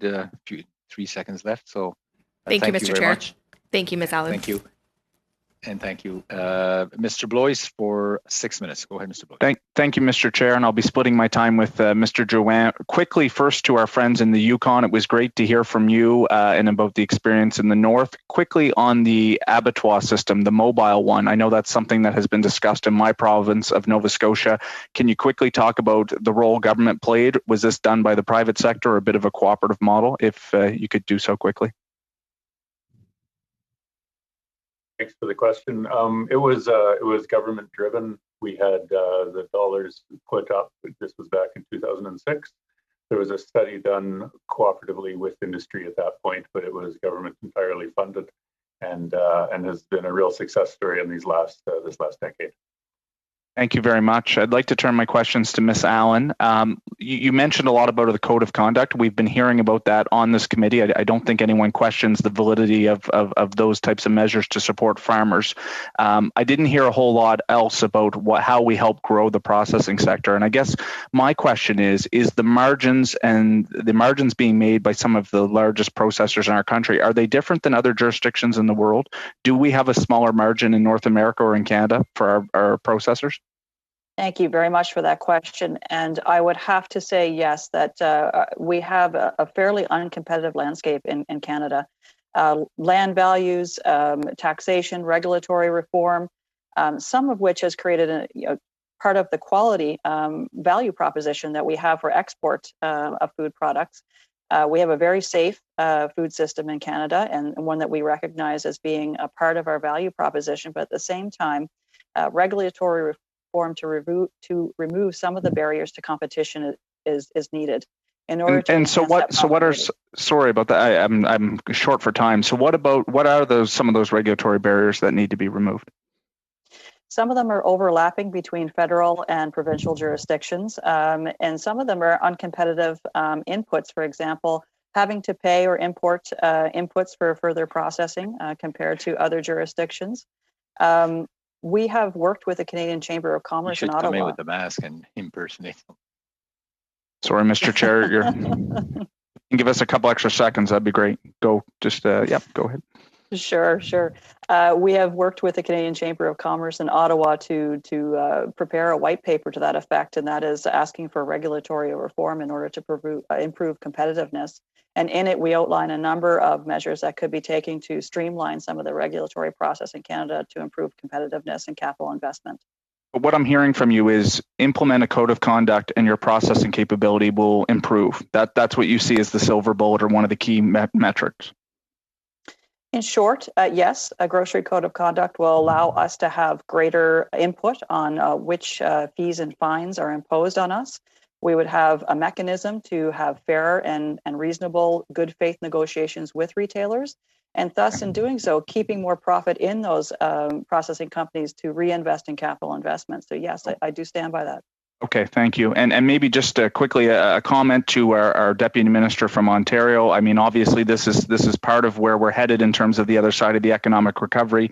Perhaps I'll turn it over to Mr. Drouin, but certainly from where I stand in the wine country of Annapolis Valley, I hope that this is something the provinces and territories are looking at in terms of collaboration to find more harmonization to be able to make some of these efficiencies, whether in processing or not. Mr. Drouin, over to you. Mr. Chair, just for reference, how much time do I have? 2 minutes and 20 seconds. Perfect. Listen, I will ask a question, and the witnesses may not have time to answer all of it, but I would appreciate a submission, a written submission later on, and it has to do with automation. Mr. Kelly, you've mentioned that I believe I've heard you say those who adapted technology or automated their systems were far less productive, or there was far less delays in production. And I'd be curious to hear from you, Mr. Kelly, on that particular analysis. And over to you, Miss Allen, as well.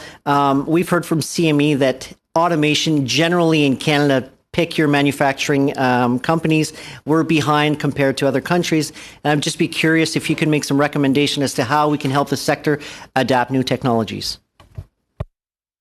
So as a quick response, investment in robotics, investment in blockchain technology, data management, and anything that we can do to track systems will help us. Labor is the number one cost for food processing, and how anything we can do to improve that will improve our efficiency and competitiveness with our foreign counterparts. I'd have to agree with Minister Kelly. We first and foremost face a labor crisis in Canada as it pertains to the manufacturing sector, which is acutely felt in food processing. We need a greater skilled workers, access to labor forces, and that will immediately improve our competitiveness and ultimately profitability, which we can then reinvest in capital investment in plant and equipment.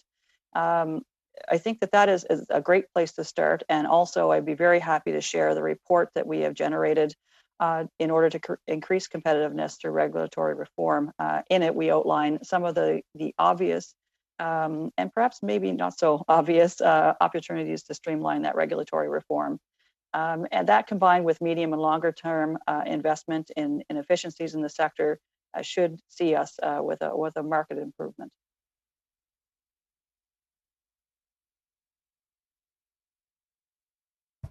Thank you, Mr. Chair. Okay, thank you, Mr. Drouin, and thank you, Ms. Allen. And now, Mr. Perron for 6 minutes. Merci. Thank you, Chair, and thanks to the witnesses for being with us this afternoon. I'd like to please my friend Francis and continue the line of questioning. In Ontario, and Mr. Kelly, what do you think the federal government could do to facilitate technological innovation?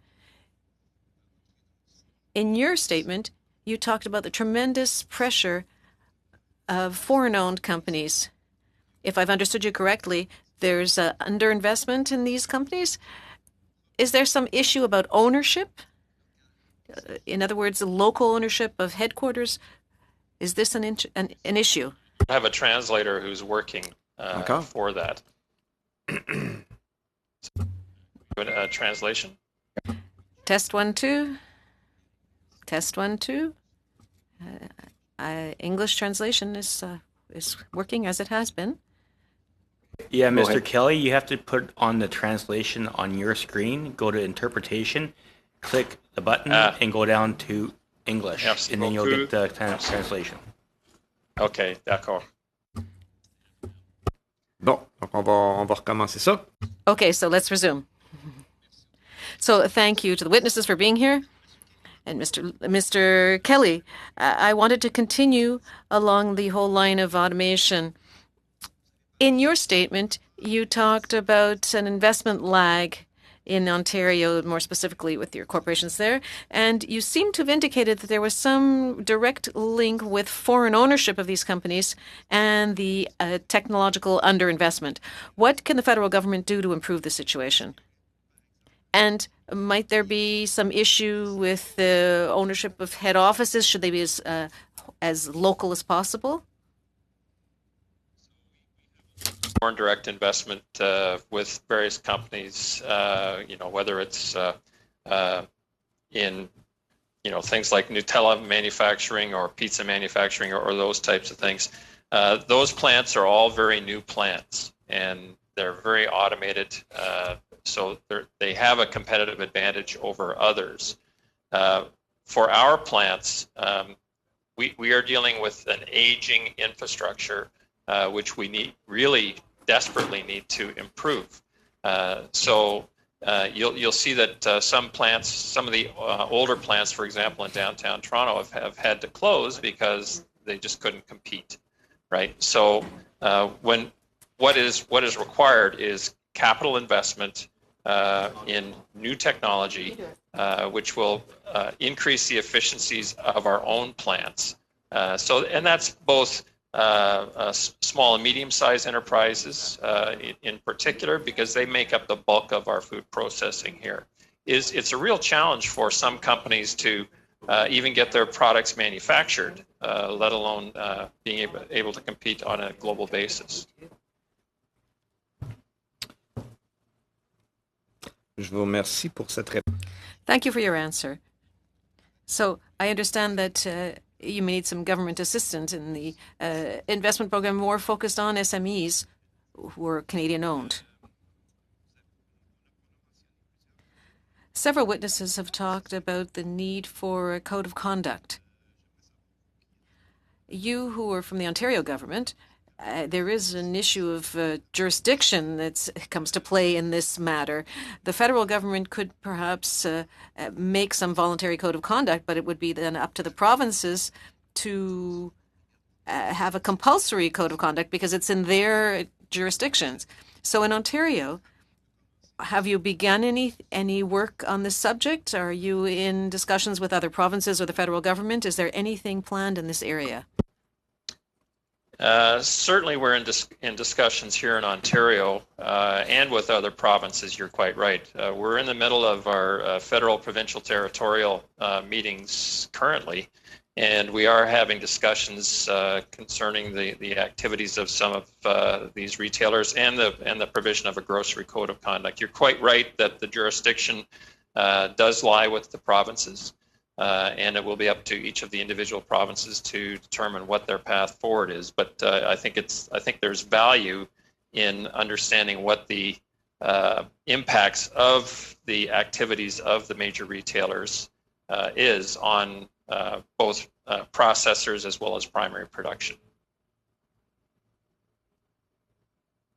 Merci beaucoup. Madame Allen. Thank you very much. Ms. Allen. Continuing along the code of conduct theme or the code of ethics theme that you were talking about, which would be a constraining code that would involve the provinces, you talked about the federal government being able to amend the Competition Act. Now, maybe that part of your presentation went by very quickly. Could you explain to me what changes there could be made to the Federal Competition Act that would help you? Thank you very much for that question. There is no doubt that the Competition Bureau and the Act itself holds opportunity to provide it with more reach or teeth, if you will, to investigate where there are concerns of overconcentration, certainly in sectors that have such a far-reaching impact on Canadians' lives, such as our food system. Food Processors of Canada is part of a coalition of more than 35 industry associations who have come together to prepare a number of submissions on this topic, and I would be very happy to provide a more detailed submission of where we see opportunity within the Act. Absolument, ça serait très... Yes, it would be very relevant to have any document that you could submit to the committee. Personally, I wrote to Minister Baines to ask for the Competition Bureau to intervene and to have some sort of inquiry into unfair practices that are being observed. I have not received an official response, unfortunately, but that's how things go. But I'm sending a message out to my colleagues across the floor. Thank you, Mr. Perron. Mr. Perron, my time is already up. Your time is up. For 6 minutes. Go ahead, Mr. McGregor. Right. Thank you so much, Chair. Mr. Kelly, maybe I'll just continue on the same line of questioning that you just went through with Mr. Perron about the code of conduct. I know you have your contacts within the Federal Ministry of Agriculture, and as you correctly noted, there is the FPT meeting going on right now. Like when it comes to that code of conduct, can you just give us a quick overview of, like, you know, sort of the provincial jurisdiction in this area, like, and what the government of Ontario is like currently thinking about? Like, we ultimately want to make some recommendations to the federal government. So I guess from your point of view, what does the government of Ontario want to see from the federal government? How can our committee be best served in advancing this issue forward and getting that code of conduct going? I think we have to understand that the issues that have been brought forth are relatively new issues. So the announcement that Walmart had made and then the subsequent announcement by Loblaw have been made in the last 3-4 months. So what I think needs to happen is that there has to be cooperation between the federal government and the provincial government on a path forward on developing whatever will address the issue, right?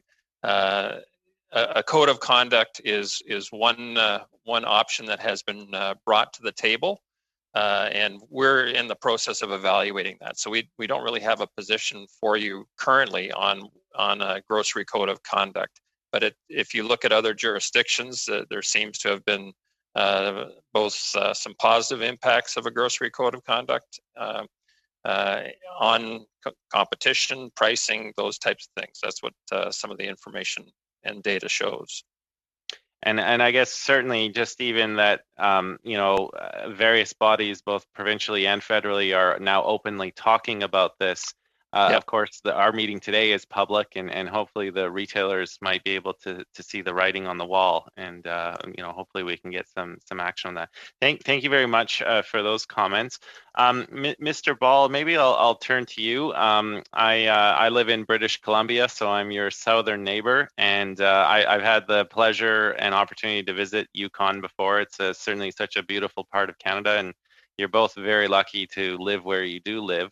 I wanted to hear a little bit more from both of you, because you do have a large territory and a relatively small population, and I thank you for your comments about how food processing may not be a huge sector, but it's very important locally. If you're to look at how our federal committee is conducting its study and the ultimate recommendations we're going to make to the federal government, can you maybe expand a little bit more about some of the things you would like to see our committee zero in on when we make our recommendations to the federal minister as they relate specifically to Yukon? And maybe, the Northwest Territories, Nunavut as well. I'm sure they have similar issues and concerns that you do. Thank you for the question. We could spend quite a long time in terms of what we need to get us supported federally. I think the one concept that's brought up now and again is the access to broadband. We do have relatively good access in some of our core communities, but it is an ongoing concern in some of the rural areas. For some of you, rural might be the whole of the Yukon, of course. For us, that's referring to areas mostly outside of Whitehorse and some of our cities. We also have been looking at the option of a processing center and innovation type center, and looking for an opportunity there of how that sort of space could be supported. But again, it really does rely on federal and territorial support to get those types of spaces built up and then operationalized as well. And it requires the backing of our industry, that they will use these spaces and knowing that they're there to support it. So I think overall that the recommendations from across the country and supporting jurisdictions, Ontario and BC and so forth, and making sure that we're meeting their needs are critical, but also a nod to the North in that there are some special circumstances up here in terms of how we operate and our future in farming.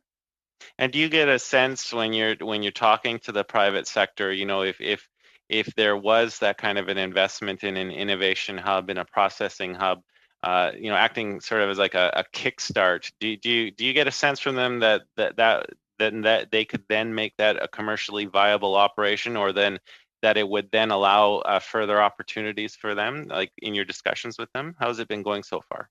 Yeah, it certainly has been one part, is that we do have that opportunity when if we can get this space developed, but it's really a matter of the cost and then the amount of use of it. We also are able to rely on some of our neighbors in BC or Alberta who have these sort of spaces available in the near term, but it certainly would be something to look to into the future. Perfect. Okay, thank you, Mr. Chair. I'll conclude there with my questions. Thank you, Mr. McGregor, and that basically takes us to the end of our panel this afternoon. And I would like to thank Government of Yukon, Mr. Ball and Mr. Price also, and from the Food Processor of Canada, Ms. Allen, thank you so much for participating. Ontario Minister of Agriculture and Food, John Kelly, Deputy Minister, and David Haggerty. Thank you so much for being here. It's certainly going to help us with the work that we're doing here and the report to the House. Mr. Chair. So, yes. It's Mr. Steinley. If the witnesses are leaving, I'd like to request 3 to 4 minute in-camera conversation, please. So to switch, we have some time, camera, just 3 or 4 minutes. Well, to switch to in-camera takes about 30 minutes, Mr. Steinley. That's because they have to switch to another mode. We have to reconnect. So I don't think that's it's up to the committee, but. Monsieur, moi je proposerais peut-être de faire. I would move that we have that meeting at the beginning of the next meeting if possible, because I have to leave. I'm expected in the House. Yeah. And I'd like to clarify, I'm Deputy Minister, not Minister. Minister Ernie Hardeman is the Minister. Apologize, Mr. Kelly, Deputy Minister. We had you for a minister for a while. Thank you, Mr. Chair. There's just a few things that didn't run quite smooth, so I'd love to have that in-camera conversation at the start of next meeting, if possible. So what you're requesting is in-camera meeting for the next meeting? Is that what you're saying, Mr. Steinley? Yes, please. Just a short 5 to 10, because some things went a bit next Tuesday, please. Oh, next Tuesday. Okay, a week from now. Yes, please. Thursday is when On we've peut got our débuter federal peut-être plus tôt, peut-être une demi-heure plus tôt, Monsieur le Président. Maybe we could begin a half hour earlier, Chair, so that way we would have time. Yes, because there's question period if it's earlier, though. So, sorry about that. I wasn't thinking. Yeah. If there's a request to have a meeting, please let's talk between now and the next meeting. We'll talk with the clerk and set it up when we want to set it up, because it is a process to switch from in camera to public. It's at least half an hour, so that is why we can't do it. So we can certainly accommodate it in the future meetings if you wish so. Any other comments? If not, I bid a good day to everyone, and thanks for joining us. And we'll see our members in the next meeting. Thank you so much. Merci, au revoir. Thank you. Bye-bye.